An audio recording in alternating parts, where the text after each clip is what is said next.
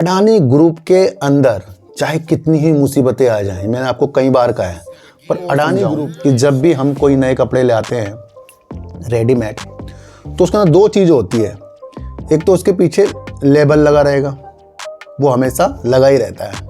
Vodafone idea को ज़्यादा से ज़्यादा सरकार से क्यों उम्मीद है? देखो सर, वोडाफोन आइडिया को सरकार से इसलिए ज़्यादा से ज़्यादा उम्मीद है, अक्षय मुद्रा जी बता रहे हैं, क्योंकि कम भी करते जा रहे हैं, ये भी आपको देखने को मिल ही रहा है।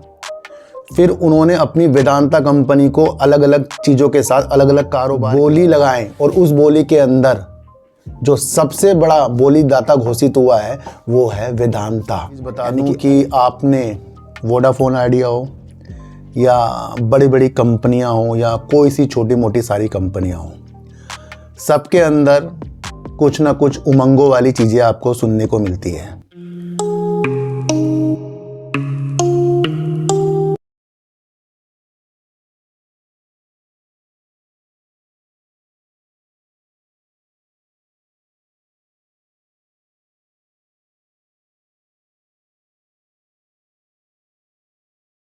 नमस्कार, मैं स्वागत करता हूं आपका अपने ही चैनल पर जिसका नाम है सार्थक बाजार से। आज बात करेंगे वेदांता की, और वेदांता पे लगातार ये तीसरी वीडियो है। बात करेंगे अडानी ग्रुप कहां पर क्या निवेश कर रहे हैं, उसके बारे में बातचीत करेंगे। बात करेंगे वोडाफोन आइडिया के अक्षय मुद्रा जी ने क्या कहा, और उसका जो शेयर होल्डिंग का जनवरी 2025 का भी शेयर होल्डिंग पैटर्न आ गया है, उसके बारे में भी चीज़ों को समझेंगे।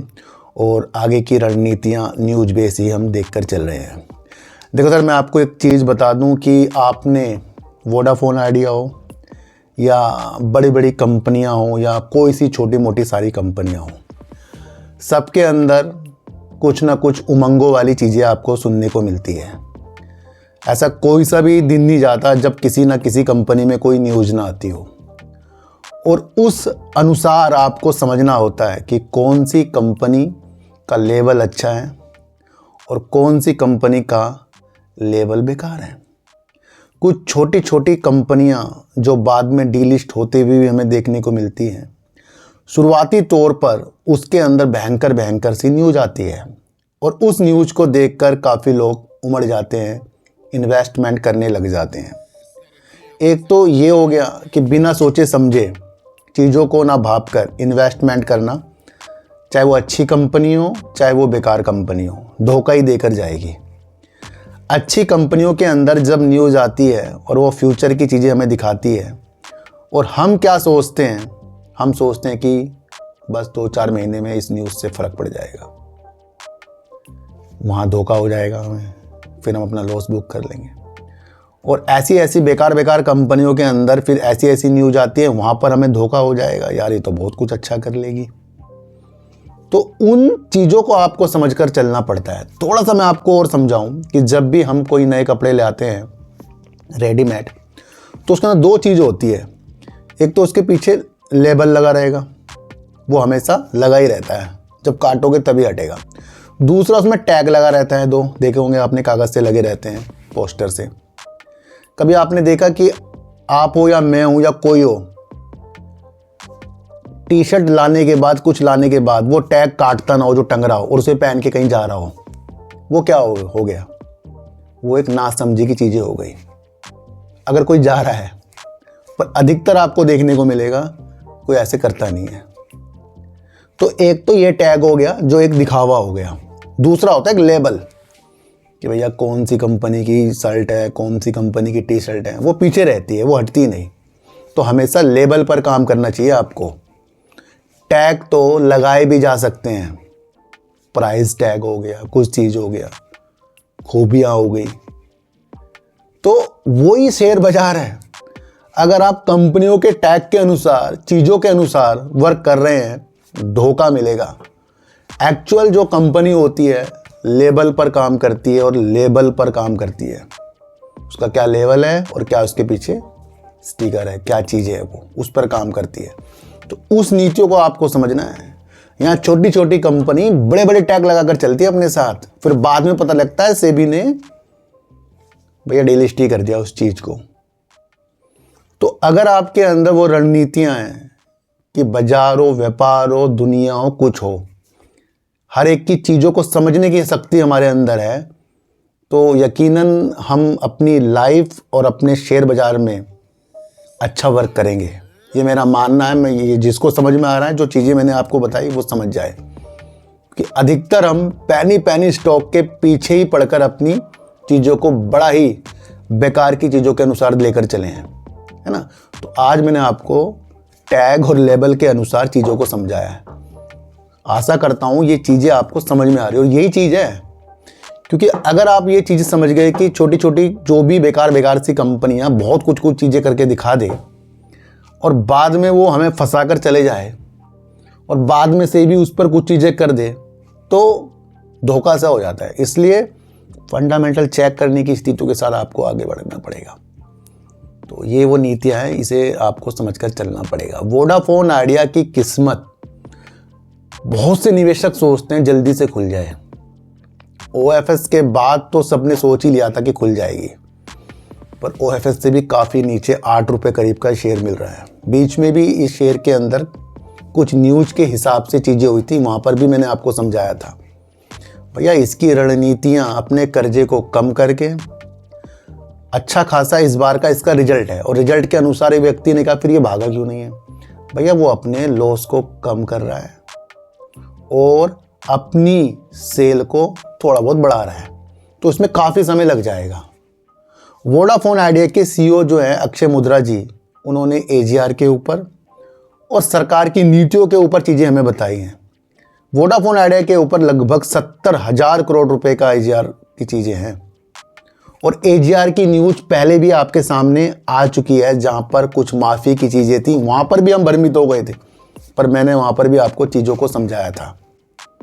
वोडाफोन आइडिया को ज़्यादा से ज़्यादा सरकार से क्यों उम्मीद है? देखो सर, वोडाफोन आइडिया को सरकार से इसलिए ज़्यादा से ज़्यादा उम्मीद है, अक्षय मुद्रा जी बता रहे हैं, क्योंकि एक तो टेलीकॉम क्षेत्र के लिए बैंक गारंटी की जो माफ़ी की न्यूज़ आई थी, उस चीज़ को देखते हुए स्पष्टता ये जताई जा रही है कि टेलीकॉम सेक्टर के लिए सरकार जो है प्रतिबद्ध है, यानी कि कुछ ना कुछ चीज़ों को सोचेगी, और जो भी समाधान होगा टेलीकॉम सेक्टर के लिए उसके अंदर सरकार के साथ साथ वोडाफोन आइडिया मिलजुल कर वर्क कर रहा है, ये मैं आपको बता दूं। तो कहीं ना कहीं स्पष्टता की ओर जुड़ने की नीतियों के साथ, सरकार की चीज़ों के साथ वोडाफोन आइडिया लग रहा है कि उसे कुछ ना कुछ उम्मीदें सरकार से है, क्योंकि सरकार ही वोडाफोन आइडिया के अंदर अपना स्टेक लेकर बैठी है। तो वो भी आपको समझ कर चलना पड़ेगा। और वोडाफोन आइडिया बैंकों से भी बातचीत कर रहा है, ये फिर से न्यूज़ आ रही है, और उसके अंदर है कि वो सरकार के AGR के मोर्चे पर स्पष्टता चाहता है। तो यहाँ पर मसला ये है कि AGR का आगे क्या होने वाला है, जो वोडाफोन आइडिया को 70,000 करोड़ रुपए करीब का देना है, और वोडाफोन आइडिया की 5G की रणनीतियाँ क्या होने वाली, जो अभी तक के हमें कुछ धुंधली सी दिख रही है। दूसरा, बैंक से जो इनको लोन लेना है, वहाँ पर सरकार से ही बैंक सोच रहे हैं कि भैया कुछ स्पष्टता AGR, तो यहाँ सरकार कुछ कदम उठा सकती है। CEO अक्षय मुद्रा के अनुसार दूरसंचार कंपनियां समाधान खोजने के लिए सरकार के साथ सक्रिय रूप से जुड़ी हुई है, इनकी कुछ ना कुछ तो समाधान आगे की रणनीतियों के लिए होगा। ये अक्षय मुद्रा जुड़े हुए हैं सरकार के साथ। तो एक तो बैंक गारंटी की माफ़ी, दूसरा सरकार खुद इसके अंदर अपनी चीज़ों के साथ है। तो आगे अब इस वोडाफोन आइडिया का क्या होने वाला है, वो तो भैया कई क्वार्टरों में आपको कुछ न्यूज़ देखने को मिलेगी। किस तरीके से आगे चीज़ों के साथ वोडाफोन आइडिया जाता है वो आपको देखने को मिलेगा। ये रणनीति आपको समझनी थी। अब इसका शेयर होल्डिंग पैटर्न देखेंगे जनवरी 2025 का, जहाँ पर सबने अपनी अपनी होल्डिंग को कम किया है, बस बढ़ाया किसने है? प्रमोटर ने। और प्रमोटर जब अपनी होल्डिंग को अपनी कंपनी के अंदर बढ़ाए तो वो एक ऐसी चीज़ दिखाता है कि प्रमोटर को अपनी कंपनी पे विश्वास है। अगर हम प्रमोटर वोडाफोन आइडिया के अंदर जनवरी 2025 के 37.32% थे और अब हो गए हैं 38.80%, तो यानी कि प्रमोटर वोडाफोन आइडिया के अंदर बढ़ रहे हैं। FIs ने भी अपनी होल्डिंग को कम किया है, DIs ने भी अपनी होल्डिंग को कम किया है, और देखने की ये बात है कि सरकार भी अपनी होल्डिंग को कम कर रही है, और सरकार अब वोडाफोन आइडिया के अंदर हो गई 22.63%। और देखने की ये बात है, पब्लिक भी कम हो रही है जो 24.50% है। तो यहाँ सब ने अपनी अपनी होल्डिंग को कम किया है, बढ़ाया प्रमोटर ने, और अंदर के सीईओ ने जो चीज़ें बताई कि समाधान खोजने की नीतियों के साथ वर्क हो रहा है, तो ये भी आपको समझकर चलना पड़ेगा। अभी हाल ही में मैंने आपको वेदांता के ऊपर तीसरी वीडियो बना रहा हूँ, और 2 वीडियो मैंने पहले बनाई। पहली वीडियो थी कि वेदांता को अपने कारोबार को अलग अलग करने के लिए शेयरधारक और ऋणदाताओं की मंजूरी मिल गई है। कल की न्यूज़ ये थी कि उसने वैश्विक स्तर की परमाणु ऊर्जा के ऊपर जो कंपनियां वर्क करती हैं उसके लिए बोलियां आमंत्रित करने की चीज़ें दिखाई, ताकि वो अपनी सुविधाओं के लिए 5 गीगावाट की परमाणु बिजली के लिए इस तरीके की निविदाएं दे, ताकि इससे वो अपने पोर्टफोलियो के अंदर आने वाले कुछ सालों के अंदर अपनी क्षमता को करीब 20,000 मेगावाट तक के बढ़ा सके। और मैंने कल आपको बताया था कि तापीय ऊर्जा यानी कि कोयले से जो इनकी ऊर्जा है उसके अंदर 9,000 मेगावाट तो है, और 4,000 मेगावाट नवकरणीय ऊर्जा के लिए है। और अब ये परमाणु ऊर्जा के साथ जिस तरीके से इन्होंने बोलियां लगाई, ये भी चीज़ें आपको समझनी है। तो लगातार तीसरी एक और न्यूज़ निकल कर आई है, जहाँ पर मध्य प्रदेश सरकार ने जो ई नीलामी निकाली गई थी लाइसेंस के साथ कि भैया आप मध्य प्रदेश के अंदर हीरा खदानों के लिए बोली लगाएं, और उस बोली के अंदर जो सबसे बड़ा बोलीदाता घोषित हुआ है वो है वेदांता, यानी कि अनिल अग्रवाल जी की वेदांता कंपनी ने मध्य प्रदेश के अंदर हीरा ब्लॉकों के लिए जो नीलामी लगाई गई थी उसको जीत लिया है, और करीब 1.10% अंतिम कीमत की पेशकश में इन्होंने बोली जीत ली है। तो यहाँ से आपको देखना चाहिए भैया, वेदांता सिर्फ एक ही चीज़ में काम नहीं कर रहा कि वो सिर्फ धातुओं में काम कर रहा हो, डायमंड, सोना, इस तरीके की कंपनियों, इस तरीके की सेक्टर में भी कंपनी वर्क करती है। तो मध्य प्रदेश के अंदर इन्होंने कोहारी हीरा ब्लॉक को, जो वहाँ खदान है, उसको इन्होंने जीत लिया। अब यहाँ से ये खदान किया करेंगे किसकी? डायमंड के लिए। तो ये बहुत बड़ी न्यूज़ है, क्योंकि भैया आभूषणों के लिए डायमंड, और डायमंड वैसे आपको पता कितना कीमती होता है। अच्छा, नवंबर के टाइम इन समूह की एक कंपनी है हिंदुस्तान जिंक, उसने भी राजस्थान के अंदर सोना ब्लॉकों के लिए इस तरीके से ही नीलामी जीती थी। तो उसकी हिंदुस्तान जिंक भी कंपनी है, उसको भी आपको समझकर चलना पड़ेगा। तो यहाँ बेस्ट न्यूज़ निकल कर आ रही है वेदांता की। देखो भैया, अनिल अग्रवाल जी जो हैं अपने बिजनेस माइंड के अनुसार ही वर्क करते हैं, और अपने कर्जे को धीरे धीरे कम भी करते जा रहे हैं, ये भी आपको देखने को मिल ही रहा है।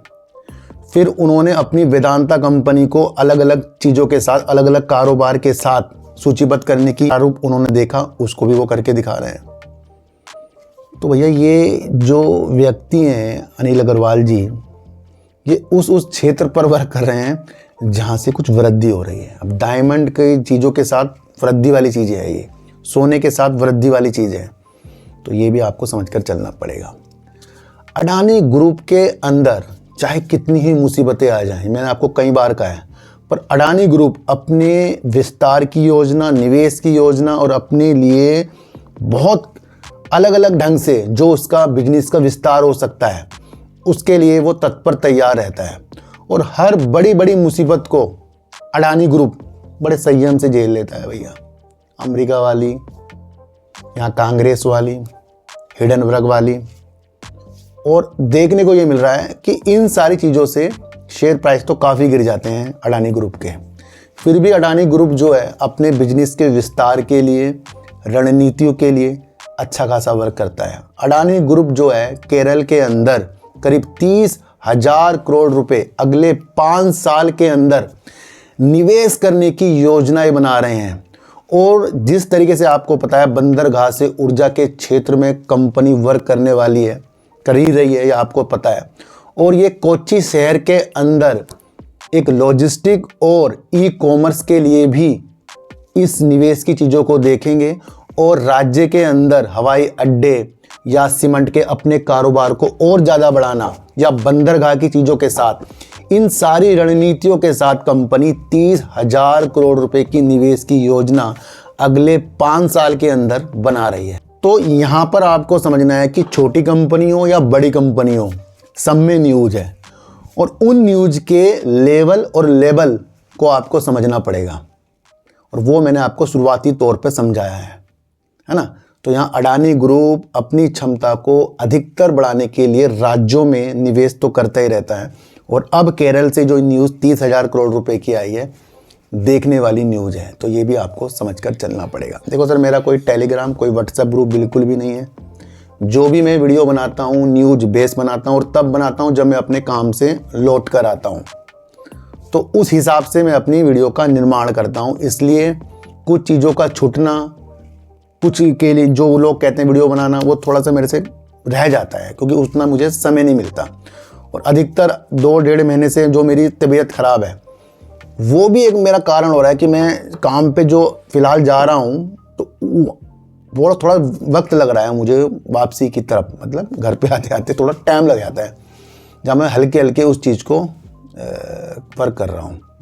तो इसलिए मुझे थोड़ा सा आपको और समय देना पड़ेगा, ताकि मैं अपनी पूरे होशो हवास में आकर सही तरीके से फिर से उस मुकाम पर आएँ जहाँ हम वीडियो बनाते थे अपने, जहाँ हमने मैं स्टूडियो बनाया था, वहाँ पर मैं फिर से लौटूँ। वो आपकी दुआओं के साथ होगा। इसलिए जब तक के ये चीज़ें हो रही हैं, आपको मेरा साथ देना पड़ेगा और ज़्यादा से ज़्यादा वीडियो को समझना पड़ेगा, और मुझे भी आपको समझ कर चलना पड़ेगा। तो किसी भी शेयर के ऊपर जो मैंने वीडियो बनाई है, खरीदने बेचने की नीतियाँ बिल्कुल भी नहीं है। मैं आपको इतनी से एक बात बता दूँ, वोडाफोन आइडिया के अंदर शेयर होल्डिंग पैटर्न दिखा रहा है, प्रमोटर की होल्डिंग बढ़ रही है, बाकी लोगों की कम हो रही है। वोडाफोन आइडिया और टेलीकॉम सेक्टर को सरकार से जुड़ने से ये लग रहा है कि कहीं ना कहीं सरकार जो है अपनी स्पष्टता की प्रतिबद्धता के लिए तैयार है, और कुछ ना कुछ टेलीकॉम सेक्टर के लिए करेगी। ये एक आशा है, और आपको देखने को मिलेगा वोडाफोन आइडिया के अंदर सरकार खुद है। तो ये भी आपको समझकर चलना पड़ेगा। वेदांता अपने पैरों को अलग अलग नीतियों के साथ बढ़ा रहा है। अब डायमंड के ब्लॉक को जीतकर इसने डायमंड की चीज़ों को और निखारने की स्थितियों के साथ देखा है। अडानी ग्रुप पे कितना संकट हो, फिर भी उसके बावजूद भी वो अपनी निवेश की स्थितियां हमें समय समय पर बता रहा है। तो वो आपको समझकर चलना पड़ेगा। तो सर, सच्ची वीडियो देखिए, अच्छी वीडियो देखिए, समझ कर देखिए। किसी की भी बातों में आपको आना नहीं है, चाहे मैं क्यों ना हूँ। तो सर, चींटी को हटा दीजिए, गाय को रोटी दीजिए, और अपने बच्चों को ज़्यादा से ज़्यादा प्यार कीजिए, क्योंकि बच्चे ही आपकी मासूमियत से किस्मत पलटेंगे। तो फिर मिलेंगे आपसे नए वीडियो के साथ। जब तक के लिए नमस्कार।